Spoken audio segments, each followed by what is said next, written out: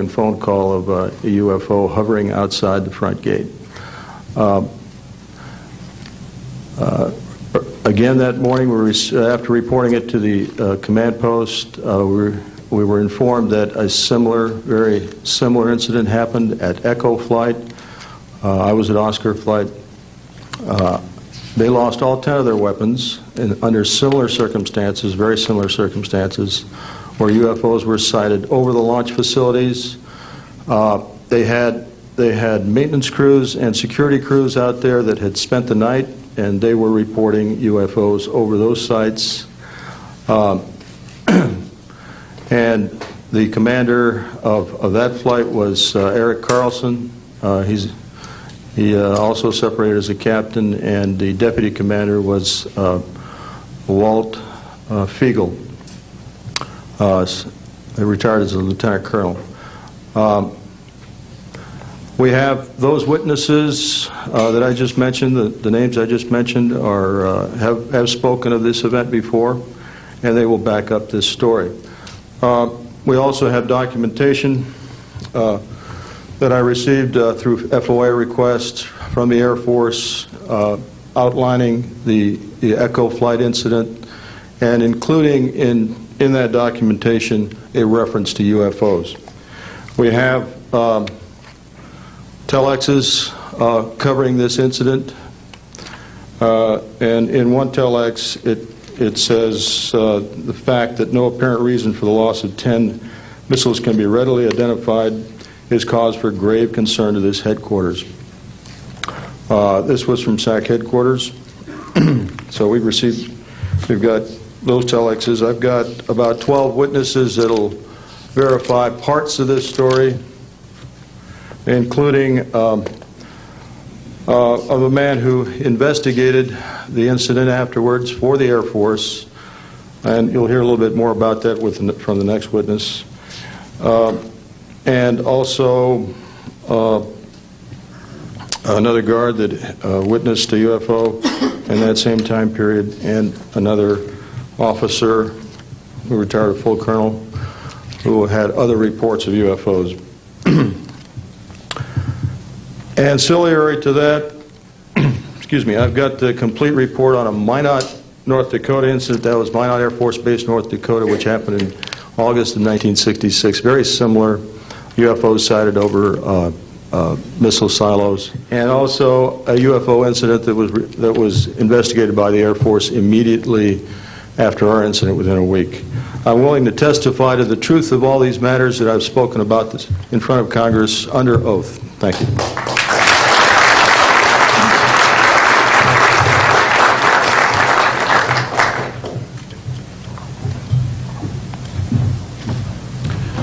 Good morning. My name is Dwayne Arneson.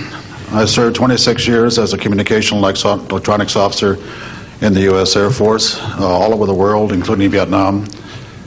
I was lucky to be selected to be commander of 3 different units in the Air Force. I held a top secret SCI TK clearance, and for those who know, it is slightly above top secret. I retired in 1986 as a colonel at Wright-Patterson Air Force Base in Ohio. I would like to relate about 3 different experiences, if you will, that relate to UFOs.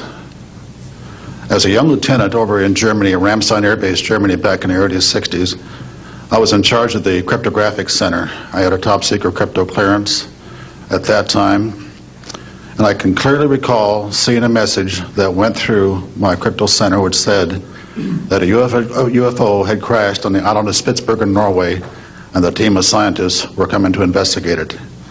Going forward to the 1967 time frame, I was assigned to the 28th Air Division at Great Falls, Montana, and I was the officer in charge of the communications center there. Also, I was a top secret control officer for the division. I had a crypto account. I was an account custodian, and I also passed out nuclear launch authenticators. During that time, I can recall seeing a message come through that communications center which said, basically what Bob just got through talking about, is that a UFO was seen near the missile silos and the missiles were deactivated. Coincidentally, the person that Boeing sent to investigate the particular missile conditions, if you will, what made them shut down, was my first manager at Boeing, Mr. Bob Kaminsky, who has since passed away. And I can recall him on different occasions. He lived close to me in Auburn, Washington. That's where I'm from. And he said, Arnie, he says, those missiles were perfectly clean. That was the result. So the last incident concerned when I was as a commander of the unit in Great Falls, or in Caswell Air Force Station, Maine. I had contacts with the security police at Loring Air Force Base, and they told about UFOs that were seen near the nuclear weapon storage areas on Loring Air Force Base. And I'd be glad to testify to Congress that this is absolutely the truth. Thank you.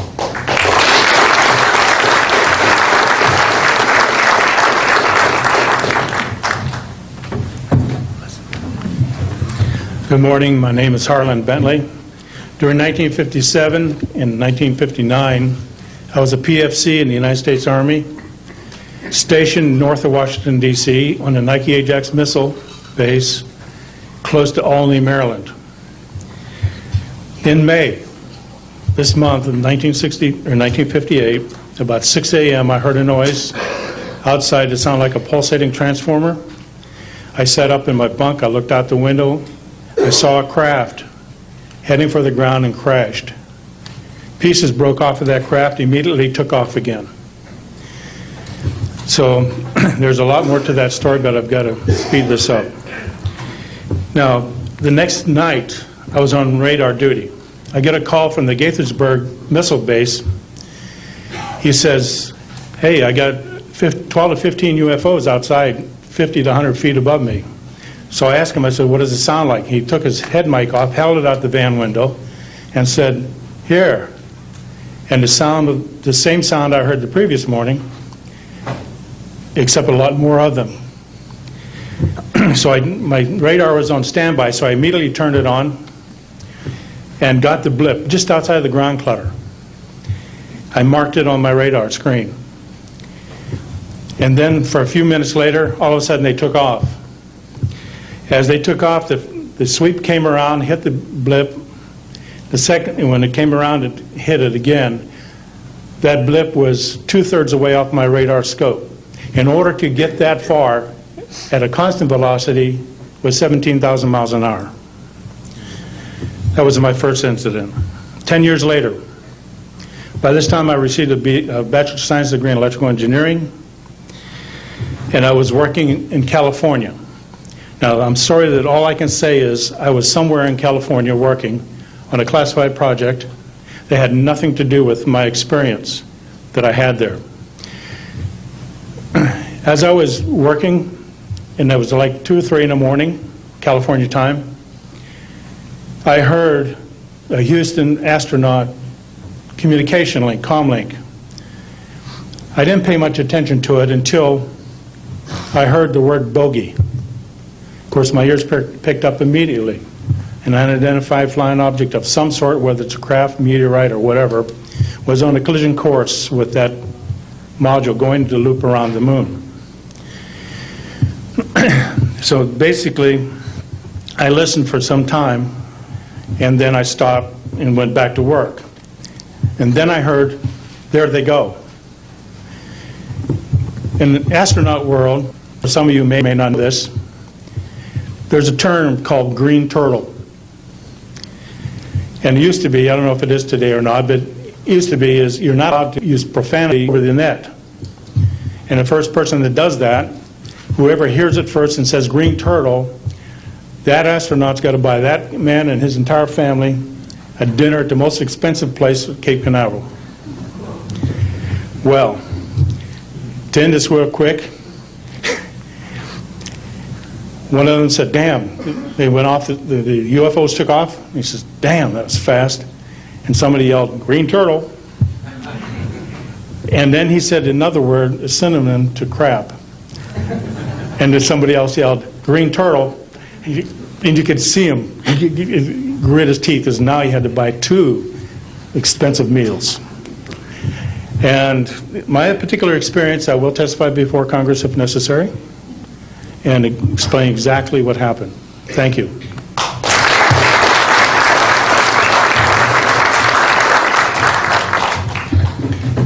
My name is John Maynard. I'm a retired Army. I retired as a Sergeant First Class. For my entire 21 years of service, I held a top secret clearance. Compartmentalized at times to as high as TK, Omni, Crypto, and others.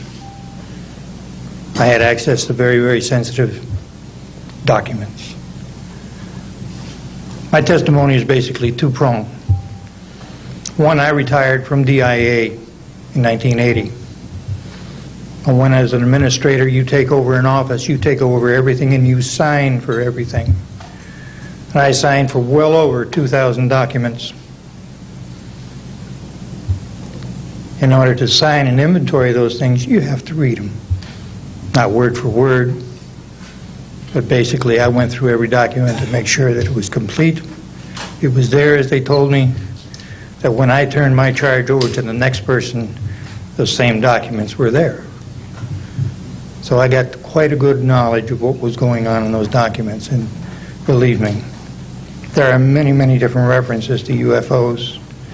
There was also NPIC pictures that shows that it would targeted objects that were casing you out. Now, I worked on the SALT 1 and SALT 2 areas for the office that I worked in. So we were taking pictures all the time for verification of nuclear disarmament. And there were some objects in those pictures that didn't belong there. The second prong to this whole thing is that a lot of people talk about conspiracies over a shadow government. I'm willing to testify before Congress that these black operations do exist. I nearly became part of it. But I saw the light, I think. Or was it? And I got out. And that's it. We have to disclose what we know. And I am willing to testify before Congress under oath, or before any other organization, that what I witnessed was true.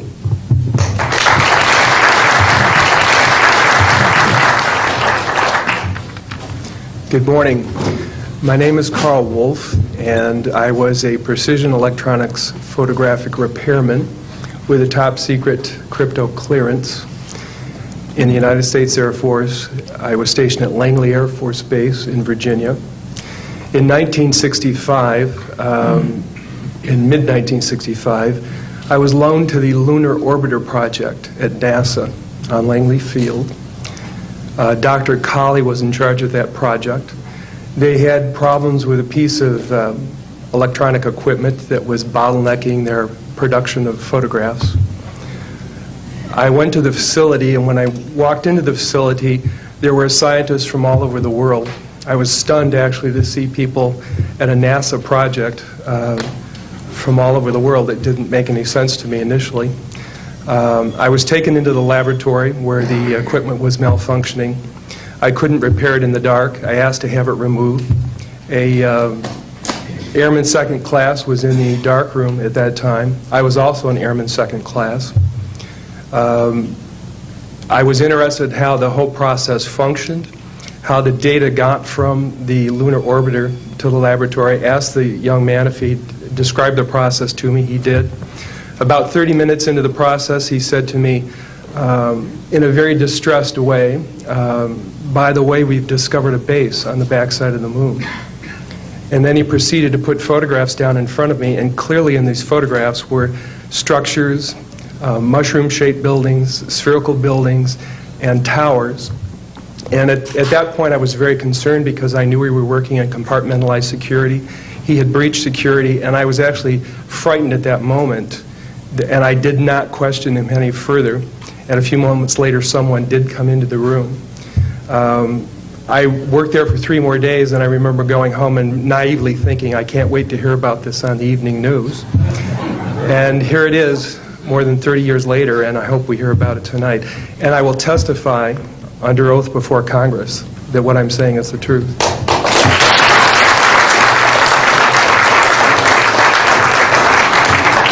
Thank you, Carl. Good